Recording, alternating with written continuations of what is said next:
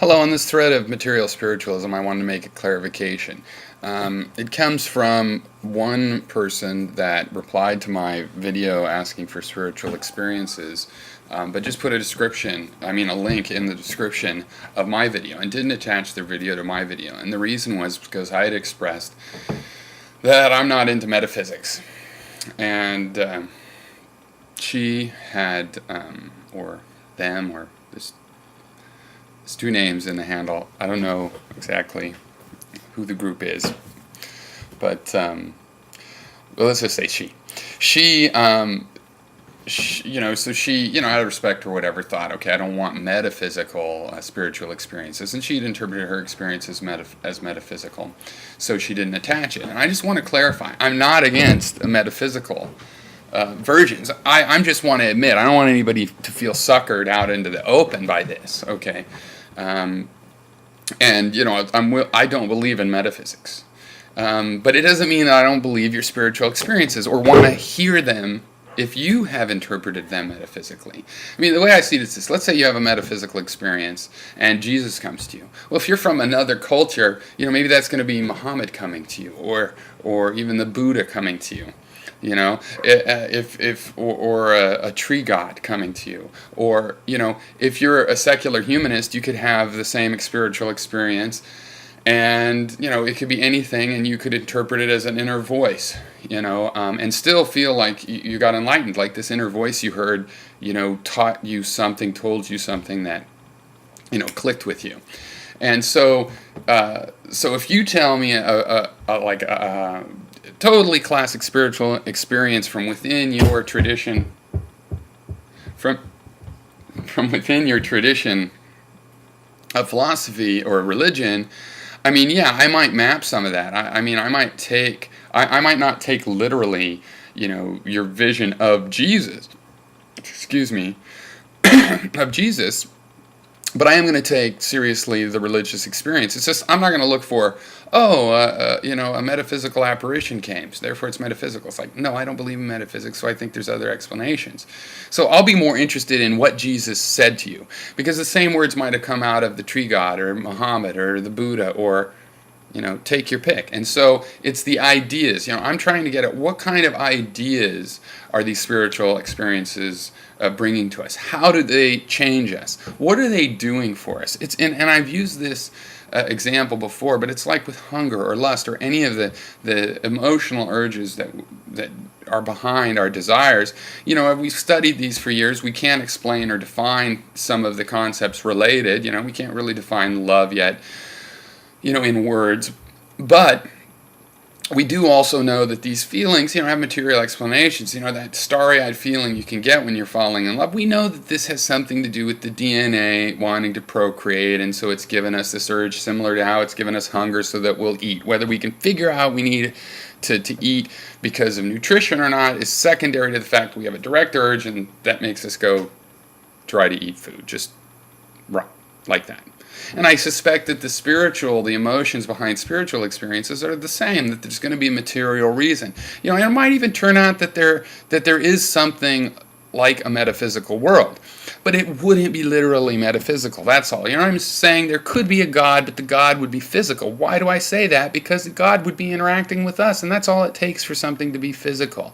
And if you had energy that doesn't interact with us, and energy that does, only part of him could interact with us, well, that part that isn't interacting with us directly is still interacting with us indirectly, and it's physical as well. Just like dark matter, which doesn't interact with regular matter except for gravity as far as we can tell, that's still enough to make it physical. It may be strange, it may be weird, it may be an unknown kind of physical state, but it would still be physical. So, if you see a ghost, either that was a hallucination, or if the ghost is real, then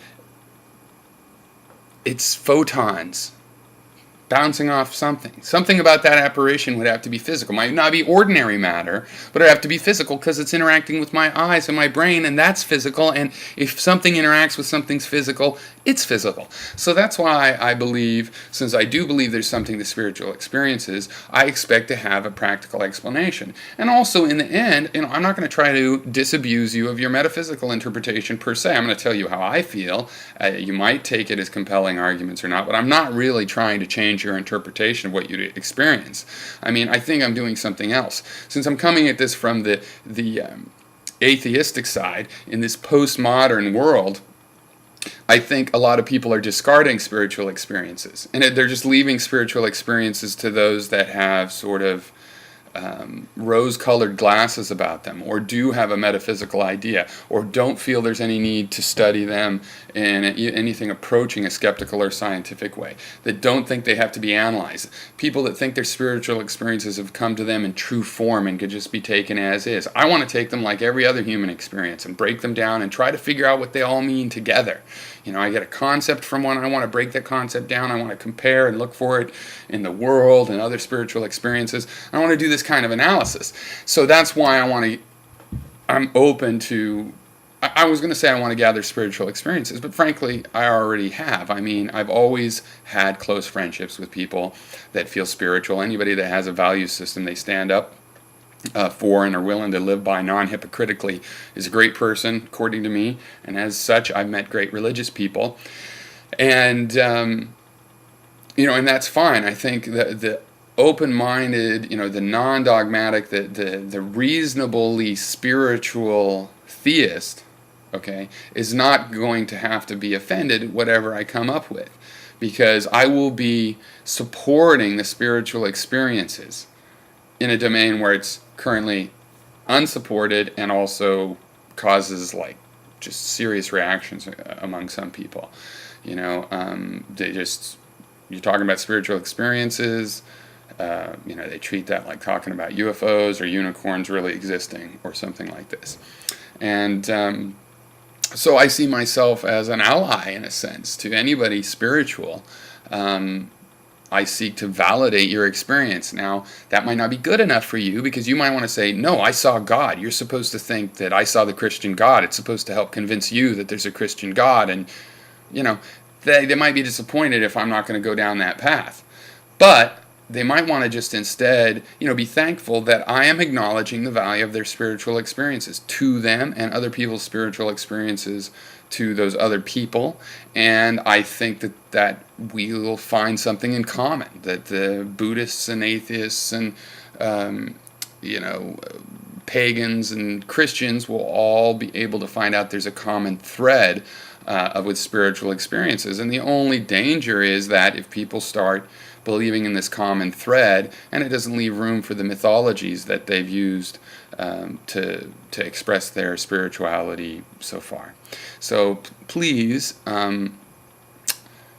believe me, I'm not trying to draw anybody out to attack their spiritual ideas. I want to celebrate them and be brave, because yes, you might end up getting some challenges as I ask you details, or as you present these details, or just see me interpreting these events in non-metaphysical ways. But just be brave, because I think the end result is that, is going to be good. I don't have an ulterior motive, and I think and know, I believe that there is a meaning to spiritual, an important role and meaning to spiritual experiences, separate from metaphysics and theism. So, I think we can try to discover this together. And though I've asked a lot of people about their spiritual experiences in the past, and I've related what I think does seem to bind spiritual experiences together, in this, I'm interested in not pretending to, but for lack of a better word, pretending to just start from scratch. I would like to work from the spiritual responses we gather, and see what we can abstract, out of them. Again, I'm trying to be honest here, though, because, I do have my own opinions on various aspects of this, and, if you give your experiences, I guess you'll end up getting some kind of feedback about with them. So, in the spirit of telling you, I'll repeat. What I think seems to combine spiritual experiences is a sense of humility, sort of a smallness, that you're part of something bigger, and a feeling of connectedness that really gives you a strong ego boost that balances rather well with the humility. So you have this combined humility and connectedness, this sort of insignificance, but significance because you're connected to everything. And that's why I said, to me, those things add up to the moments where we expand our consciousness and we feel our identity as part of something bigger. So, cheers.